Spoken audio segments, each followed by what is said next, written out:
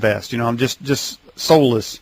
Is it possible there are people among us that may be part of the overall, and I don't know how to put it, to bring it into your sphere, I guess, to help you make better choices? Are there people to buff at you or to move you in a different direction, but they're really not human at all, but they're here to help you or anyone to zig or to zag?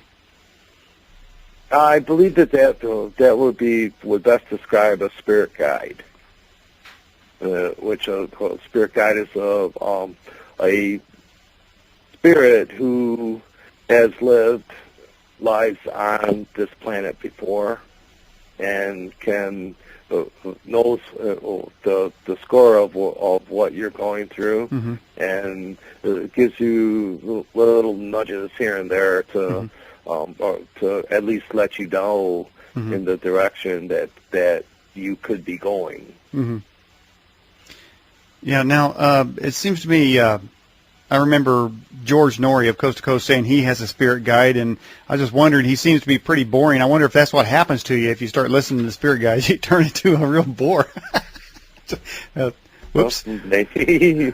Well, I'm just saying, I don't know. I guess I don't know if I want one. I don't want to, I don't want to be depressed, that much, but so maybe that can happen. All right. What do you say to the skeptics out there that say, David, look, you just basically said you did some drugs, and we all know what happened here. You had a trip, and I would assume, I guess that's a skeptic. So, what do you say to somebody like that?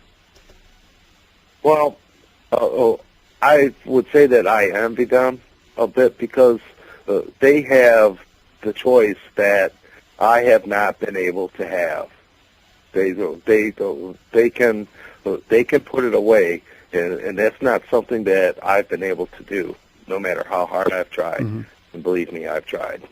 Yeah. So you'd rather not be the one on the program night talking about this, but obviously you are, and you mentioned that you had a choice even to bring this information to people. Is that right? Yes.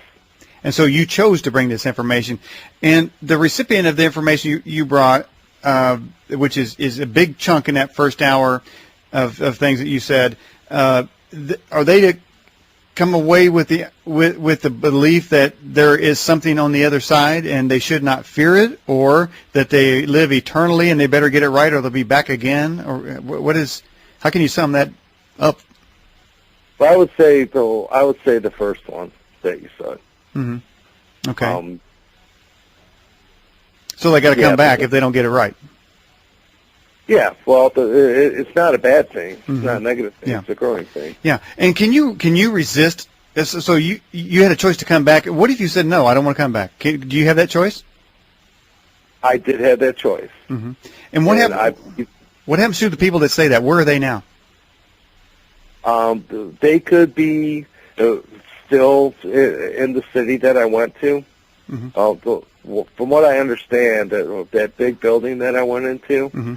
that has classrooms, that has the knowledge from what's known as Akashic records, mm-hmm.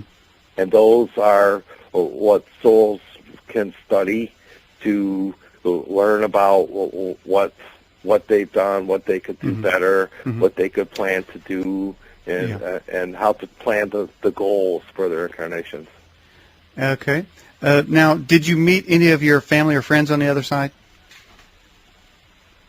I think that the 4 souls that I met, I believe that those are my children. That's what I believe.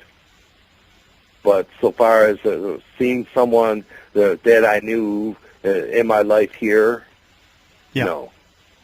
Mm-hmm. So is there a warehouse of souls waiting for women to birth a baby? Are there souls just waiting for a body to inhabit? That's what I believe, yes. Do you get a choice of that body? Do you have a choice between a male or a female? I'm not really sure about being a male or female, but I would think that that would be one of the choices if you're gonna plan. Mm-hmm.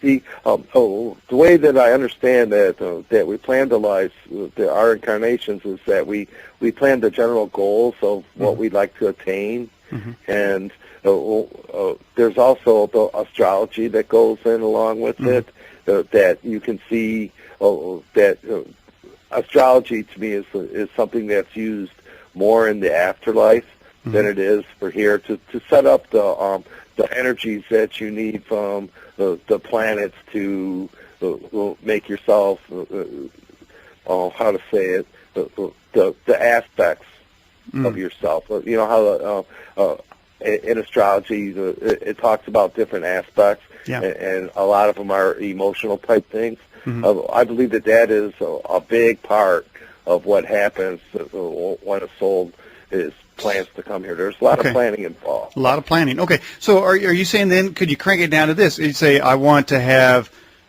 say, blue eyes. I want to know how to do math really good. I want to know how to cook a good cheeseburger. I mean, do you get to select, I want to be a scientist or whatever. Do you a career? Do you get to select it down to that level? No. Okay. No, that's so you just, not what I believe. I believe that there's the goals, like the goals would be like, I want to help the planet to not be so polluted. So that's the overall goal. And what you might do to attain that goal is to become a scientist or something. So and become a scientist, you need to have things that a scientist would have. Like a rational type of a mind, smart, good at learning things, and that sort of stuff. Okay. The goals. You mentioned polluting the earth as some sort of something that I guess somebody would come back to directly to address. Obviously, they haven't been able to do it. There's not been enough people sent back this way to solve that problem. But if there is, and I would have to say, based on your flying through space and your astral travels and whatnot, there has to be a vast amount of knowledge out there in space. Why doesn't the knowledge come back here with these people, such as yourself, to give us the answer of how to get the planet off of fossil fuels to stop polluting the earth? I mean, why is it that you got to come back with a shovel and say, I'm going to start cleaning up my neighborhood with a broom? Why don't they come back with the answer to solve the oil crisis? Well, I think that the answer would need to be found here and not come from there. It's something. So they don't want to help us. Isn't that narcissistic, though? If they don't want to help us, but they send us back to send you back to and hold you accountable to it, but they don't give you any answers? Yeah, that's something I had a problem with too. that was part of the reason why I had problems with it, dealing with this whole thing. Okay, well, next time you get a chance, go back or ask that. That's a little narcissistic to hold us accountable, with it not dangling the answer but not giving it to us. Say, hey, look, we have the answer, but we want you to figure it out. Meanwhile, swim in your own filth. I don't know. I don't know about that.